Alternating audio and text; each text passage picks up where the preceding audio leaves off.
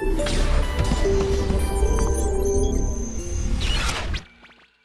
Nigerian Economic Summit Group hosted a National Sports Industry Policy Stakeholders Interactive Session on media, entertainment, and tourism in Lagos. The forum brought together various stakeholders in the sports industry and tourism in order to discuss and develop a policy that helps to address how sports can become a viable industry and active contributor to Nigeria's economy. In her welcome address, the head think tank operations of NESG, Mrs. Titilope Oni, gave an overview of the models and its benefit, which was part of the Memorandum of Understanding that was signed between the Federal Ministry of Youth and Sports Development and the Nigerian Economic Summit Group. Our think tank model is built on 4 strategic roles. The first one, we serve as a watchdog, and this speaks to our research work. All our policy advocacy and reform work are research-based.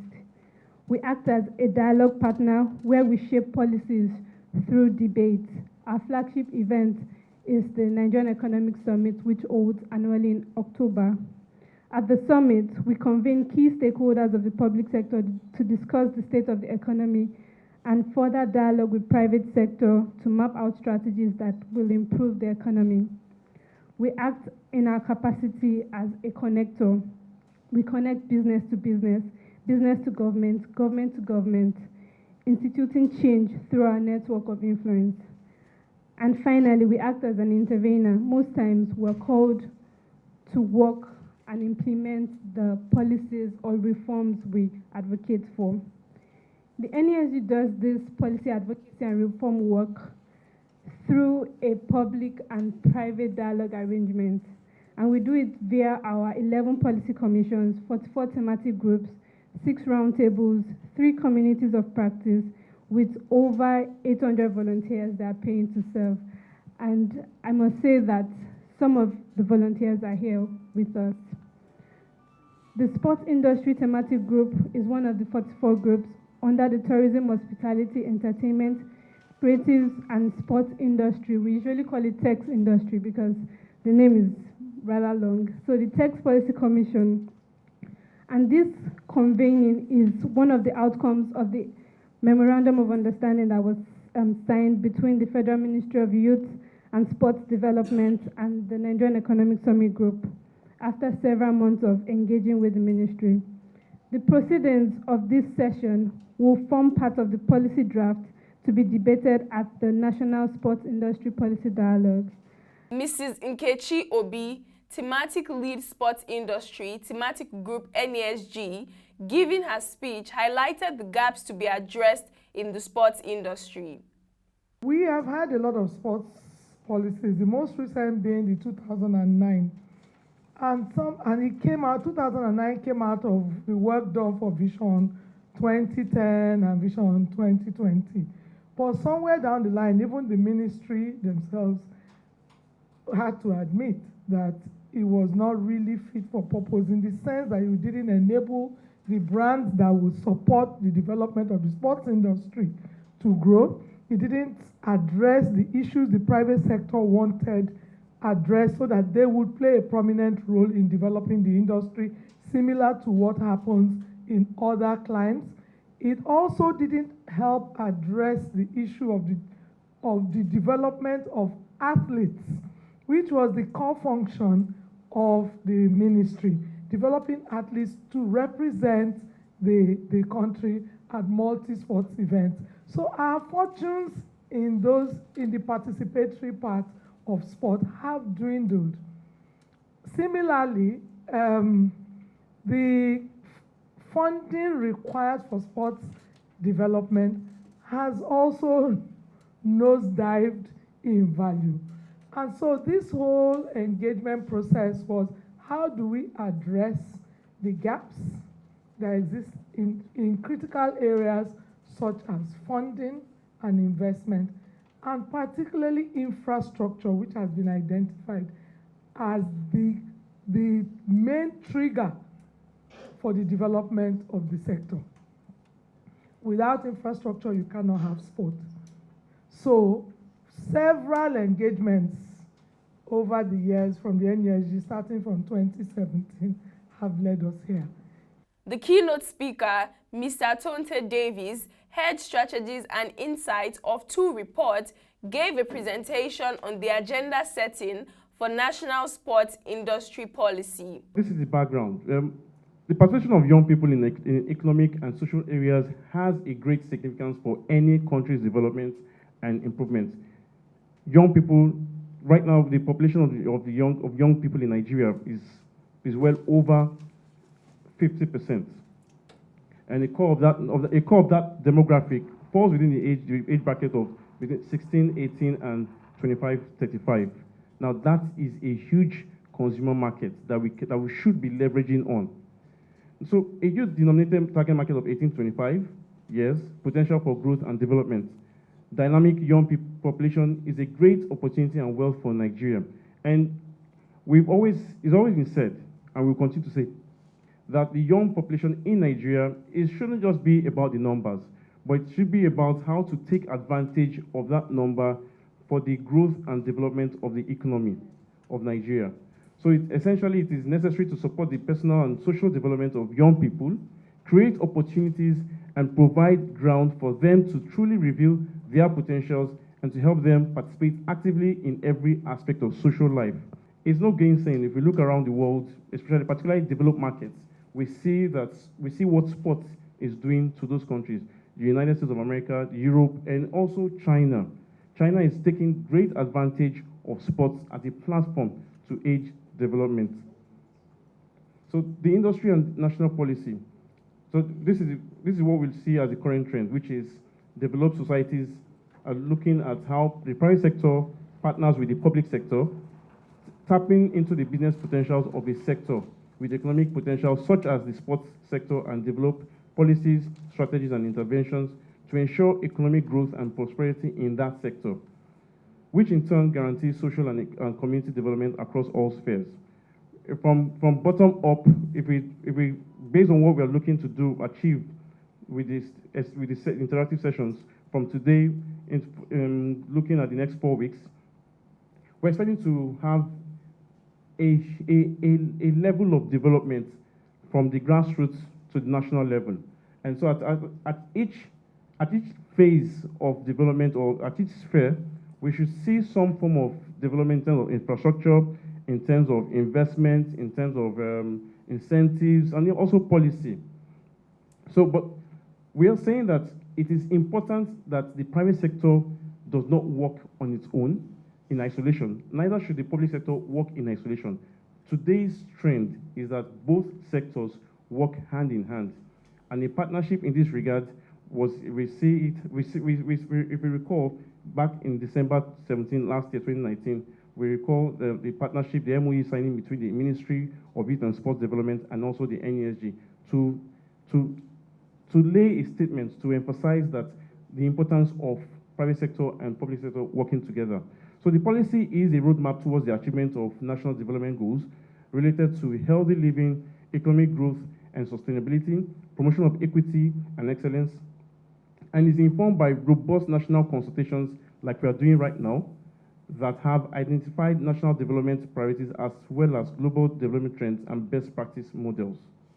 Key participants, architect Biodun Owoborode, Executive Assistant to the Minister of the Federal Ministry of Youth and Sports Development, Mr. Obi Asika, Chairman Sonic West, Mrs. Abiola Ogunbiyi, Tourism Consultant, Dr. Simon Ebojaye, Federal Ministry of Youth and Sports Development, Abuja, Mr. Tonte Davies, and Mrs. Nkechi Obi gave further insights into the event and partnership between the NESG and the Federal Ministry of Youth and Sports, and how Nigeria's sports industry can be repositioned to drive socio-economic activities in the nation. Have come to the realization that there needs to be a shift, a paradigm shift in the way sports is administered, the way it's run, and the way basically we view sports in Nigeria. Up until now, you'll agree with me that our sports sector has not developed at the levels at which we want it to, as compared to other parts of the world. So basically, these conversations are conversations that have been ongoing since last year. We've had a interministerial summit in Abuja, and which led to the signing of an MOU. And right now, we are working towards having different stakeholder sessions with relevant stakeholders in the economy that will lead to the development of a new sports policy in Nigeria. Well, the key initiative is to see how we can move sports development forward in Nigeria, how we can embed sports as lifestyle, really for the average Nigerian, and develop a situation which is going to catalyze a value system and an ecosystem to enable facilities, infrastructure, and activities which will lead to a more healthy nation. That's really the How can Nigeria's sports industry be positioned to drive socio-economic activities in the nation? Well, I think that's what we're trying to do. I think it's about combining public and private partnership. You also have to make sure that you get involved with education. Sports is critical in education and in the schools. Personally, I make sports compulsory in all schools. That's how I grew up. I think when you do that, you have an opportunity to really build a national pool of talented and critically enabled individuals. So you start from the people, you start from development in schools, and then you get into a professional ecosystem. But the key thing, first of all, is to look at the population of Nigeria to see how can we get 100 million Nigerians participating in sport at least 3 times a week. If you do that, you're going to build a huge support industry around all those activities, which come into sporting goods and equipment, infrastructure, services, professional services, fees, tickets, leagues, the whole thing. But all of that starts with the baseline. You've got to start from the community and come up. This forum is about sports as a business, which is one of the thematic groups under the NESG. And as it says, it's looking at sports as a business. How do we ensure that sports can bring the required funds, inject the required funds into this economy so that we can create employment, a lifestyle, and all. So that's what it is. And what they've done is they're putting together stakeholders across the different sectors. I mean, sports is people-driven. People participation and fan club. So it cuts across several other industries. So this particular one was holding the stakeholders forum with the practitioners in the tourism, the stakeholders in the tourism and media entertainment industry. What is the synergy or collaboration, the dynamics that play between sports and these other industries? And from the breakout into the 4 different segments, the incentives, the infrastructure, investment, and policy, you can see what people have come back with is that there's definitely a need for collaboration. Synergy has to work. Also, that sports will be driven on a lifestyle. People have to buy into it, and it has to be participatory. And it's, this is the way to go. So that when we're creating policies or we're thinking about investment or how to apply funds, for national discourse, you bring the stakeholders, the partakers who come and tell you from their own perspective. And by listening to the perspective of another group, you see those areas of common thrust. For example, lifestyle. We more or less all agree that it's a lifestyle.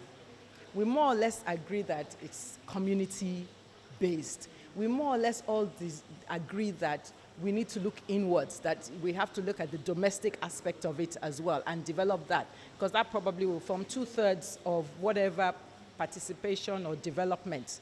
It's a general stakeholders collaboration, and that's what NESG is doing, to bring all concerned stakeholders to the room, to dialogue, and fashion a way that is best fit for us. Summarily speaking, what we want is to achieve a robust national sports industry policy. When I say robust, we underline it.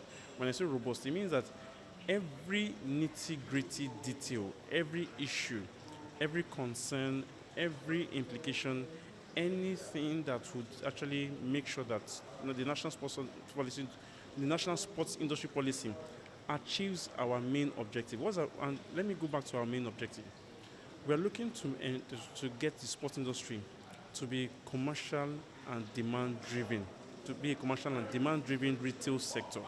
So, like I gave as an example in my presentation, I used the Indomie noodles illustration. And so we're looking at how maybe on an average, within an hour, in 1 hour, we can get 150 naira from an average from a Nigerian that is going into sports. So once in Nigerian, an average Nigerian, to see sports as Indomie noodles, so to be willing to part with 150 naira from their pockets for the purchase of a good or for the purchase of a service. Well, if you check other countries, right, sports is a socio-economic driver. Sports has a multiplier effect of 1.1 for jobs. So for sports infrastructure, the construction of sports infrastructure creates jobs, particularly in the construction industry. Most importantly, manufacturing is a critical area in sports because kits, equipment, and what have you form goods that are in the sports sector. So imagine a situation where we can drive an industry that services about 60 million consumers in terms of sports goods and services. It's capable of generating up to 2 trillion naira annually. And this government is interested in areas that create jobs and revenue generation. So if we target 5 million jobs over a 10-year period, direct jobs, it means we're hoping 500,000 jobs can be created. From where? From things like manufacturing, from construction, from service, tourism, sports medicine, and what have you. If we put in the elements of that industry, there's no reason why we cannot create this. If we have 40 million people participating in sports, that's already a 40 million target market demanding goods and services by way of jersey, shirts, boots, equipment, sports doctors, trainers, games masters, coaches, what have you. That's a whole ecosystem. So in terms of creating an economy around sports, sports is probably one of the fastest means of engaging a target market like the youth segment that we have 65% of the population, 135 million people. We've got to think of something to do. The NESG Stakeholders Forum on the sports industry is a welcome development as strategic partnerships between the public and private sector could lead to critical investment in the infrastructure and transformation of the ecosystem that should see Nigeria begin to earn significant revenue from sports and also empower millions of young Nigerians with jobs and businesses.